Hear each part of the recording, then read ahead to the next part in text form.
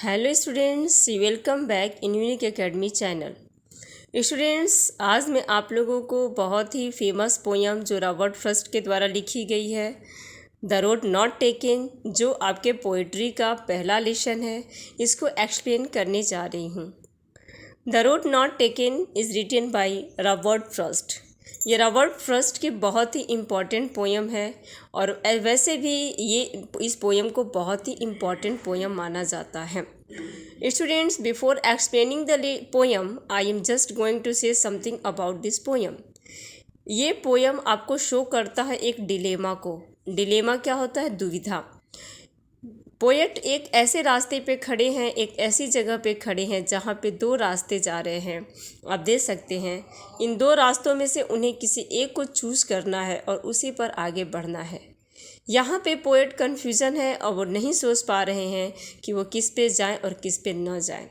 ऐसी सिचुएशन में कुछ तर्क वितर्कों के साथ वो जो डिसीज़न लेते हैं और उस डिसीज़न से वो किसी रास्ते पर आगे बढ़ते हैं। इसी डिलेमा को आपके इस पोयम में शो किया गया है, जो यहाँ पे आपका पोयम है। आप देख सकते हैं the road not taken, written by Robert Frost. So let's start the first stanza of this poem. Here is the first stanza. You can say, two roads diverged in a yellow wood, and sorry I could not travel both. And be one travelled long I stood, and looked down one as far as I could, to where it went in the undergrowth. देखिए इसका क्या होगा कि diverse मतलब होता है डिवाइडेंट, मतलब बटा हुआ। The roads diverge in yellow, जो रोड है ना, जो सड़कें हैं वह एक येलो वुड मतलब होता है यहाँ पे दिया गया ऑटम से। जो ऑटम का सीज़न है वो जंगल है और ऑटम के सीज़न में जो सड़क है वो दो रास्तों में विभाजित है। And sorry I could not travel both, और ये मेरे लिए बहुत ही दुख की बात है कि मैं इन दोनों पे ट्रैवल नहीं कर सकता। मुझे दोनों में से किसी एक को ही चूज़ करना है।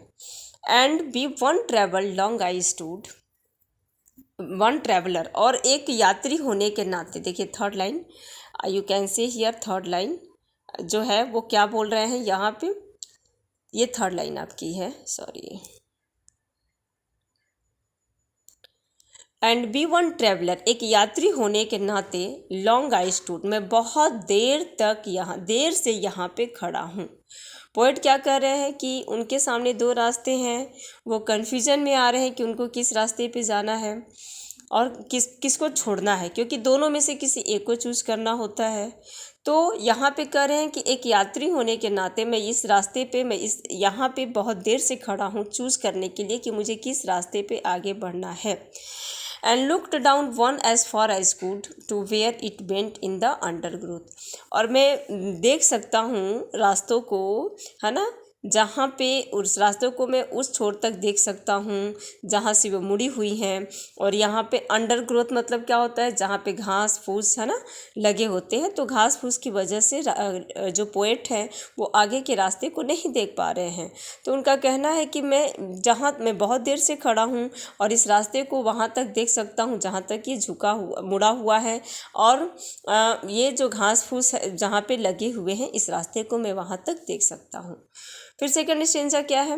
Then took the other just as fair and having perhaps the better claim, because it was grassy and wanted wear, though as for that the passing there had warned them really about the same.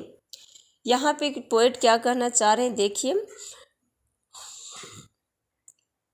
And then took the other just as fair. अब यहाँ पे सोचते समझते हैं, सोचने समझने के बाद जो पोएट हैं वो डिसीजन लेते हैं कि वो एक रास्ते पर चलेंगे। अदर मतलब दूसरे रास्ते पर चलेंगे, दो रास्ते, पहला एक दूसरा है, तो उन्होंने डिसीजन लिया कि वह दूसरे रास्ते पे चलेंगे। And having perhaps the better claim, और शायद यह उनके लिए एक अच्छा चुनाव है ना। बेटर क्लेम मतलब कि ये उनका बेटर वर्क है और ये उनका बेटर चुनाव है, चॉइस है, बेटर चॉइस है, वो सोचते हैं। Because it was grassy and wanted wear, क्योंकि जो रास्ते पे वो चल रहे हैं, आप यहाँ पे देख सकते थे, आपको मैंने दिखा, यहाँ पे दो रास्ते हैं एक रास्ता है एक सड़क से भरा हुआ और दूसरा है ग्रासी, जिस पे यहाँ पे इसको देखने से लग रहा है कि लोग इस पे बहुत आते जाते हैं, लेकिन यहाँ पे लगता है कोई भी आया गया नहीं है, यहाँ पे बहुत कम लोग आए गए हैं। तो पोएट कहते हैं कि मैं उन्हीं रास्तों को चुनूंगा जो ग्रासी हैं और ये वांटेड वियर, जो मतलब कुछ पहनना चाहते हैं। Though as for that the passing there and worn them really about the same. हालांकि ये बहुत ही दैट द पासिंग देयर, मुझे यहाँ से गुजरना। अब यहाँ पे क्या है ना कि पोएट की जो मन की दुविधा है, उस दुविधा को इन दोनों लाइनों में दिखाया गया है। क्या कह रहे हैं कि एज फॉर, ये दोनों ही दूर हैं, दैट द पासिंग देयर, जहाँ से मुझे हो करके जाना है, had worn them really about the same, और जिन्होंने जो वास्तव में जो दोनों जो हैं वह सेम कंडीशन से हो करके गुजरने वाले हैं। ओके, नाउ थर्ड स्टेंजा देखते हैं। तीसरा स्टेंजा में क्या कह रहे हैं poet.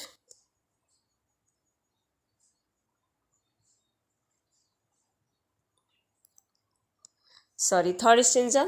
And both that morning equally lay on lips no step had trodden black, oh I kept the first one for another day, yet knowing so way leads on to way, I doubted if I should ever come back. और क्या कहते, and both that morning equally lay, उस सुबह में जो था वो दोनों रास्ते जो थे वो बराबर ही दिख रहे थे। In lips no step had trodden black, trodden black होता है ना कि टू सेटअप, है ना, या ट्रस्ट करना, है ना। In lips no step had trodden black, कोई भी ऐसा मतलब कि यहाँ पे कोई ऐसा स्टेप नहीं था, कोई ऐसा पदचिन्ह नहीं था जिससे मैं इस पर ट्रस्ट ना करूँ, मतलब कि मुझे इस पर बहुत ही मन से इस पर ट्रस्ट है। Oh I kept the first for another day, ओ जो पहला रास्ता है उस रास्ते पर मैं किसी और दिन आ जाऊँगा। Yet knowing how way leads on to way, I doubted if I should ever come back. Yet knowing, मैं नहीं जानता हूँ कि ये रास्ते कैसे हैं, है ना, और मुझे वो कहाँ ले करके जाएंगे, मुझे लीड कहाँ तक करेंगे। आई डाउटेड इफ़, मैं यदि संदेह होता है, यदि आई शुड एवर कम बैक, यदि मैं यहाँ पे फिर से वापस आऊँगा तो निश्चय ही मुझे उसमें संदेह रहेगा। अब देखते हैं फोर्थ स्टेंजा। फोर्थ स्टेंजा में क्या कहते हैं, लास्ट स्टेंजा है। I shall be telling this with a sigh, I shall be telling this with a sigh, मैं इसे बहुत ही रिलैक्स के साथ बोलूँगा। अब ये फ्यूचर की बात हो रही है। Shall be telling this with a sigh, मैं एक बहुत ही साई के साथ, बहुत ही संतोष के साथ मैं ये बात बोलूँगा। Somewhere ages and ages hence, जो युगों युगों तक कहीं ना कहीं से ये सामने आएगा। Two roads diverge in a wood and I took the one less travelled by, दो रास्ते जो हैं ये मेरे सामने आए थे, ये बहुत सब युगों के बाद भी ये सामने आएगी ये बात कि मेरी लाइफ में कभी जो है दो रास्ते मेरे सामने आए थे जो दो भागों में बटे हुए थे, और मैंने उस रास्ते को चूज किया जिसमें बहुत कम यात्री गए थे, या बहुत कम लोगों ने उसे चुना था। ठीक है, and that has made of all the differences, और उस समय ये सारे डिफरेंसेस को, मतलब सारे अंतर को उस समय मैं एक्सप्लेन करूँगा या बताऊँगा। तो आपने देखा कि कैसे जो है पोएट भेड़ चाल को नहीं एक्सेप्ट करते हैं। एक कॉमन बोल चाल होती है, बोल की भाषा होती है भेड़ चाल। भेड़ चाल मतलब कि हम उसी रास्ते पे चल देते हैं आँख मूंद करके जिस पे सारे लोग जाते हैं, लेकिन यहाँ पे पोएट ने क्या किया है कि उस रास्ते को चूज़ किया है जिस पे किसी ने भी पैर नहीं रखा और किसी पे ने उस पे जाने की हिम्मत नहीं की, लेकिन पोएट बोलते हैं कि नहीं, मैं उस रास्ते को चुनूँगा क्योंकि इस रास्ते पे कोई नहीं गया है और मैं भेड़ चाल को एक्सेप्ट नहीं करूँगा, भले ही युगों युगों के बाद मुझे इसका जवाब देना पड़े कि मैंने इस रास्ते को क्यों चुना, और इसका परिणाम जो है युगों युगों बहुत दिनों के बाद ही आएगा, मुझे इसका जवाब देना पड़ेगा। तो इस तरह से पोएट ने इस पोएम में अपने डिलेमा के क्लियर किया है कि हमें भेड़ चाल को एक्सेप्ट नहीं करना चाहिए। Okay students, thanks for watching this video.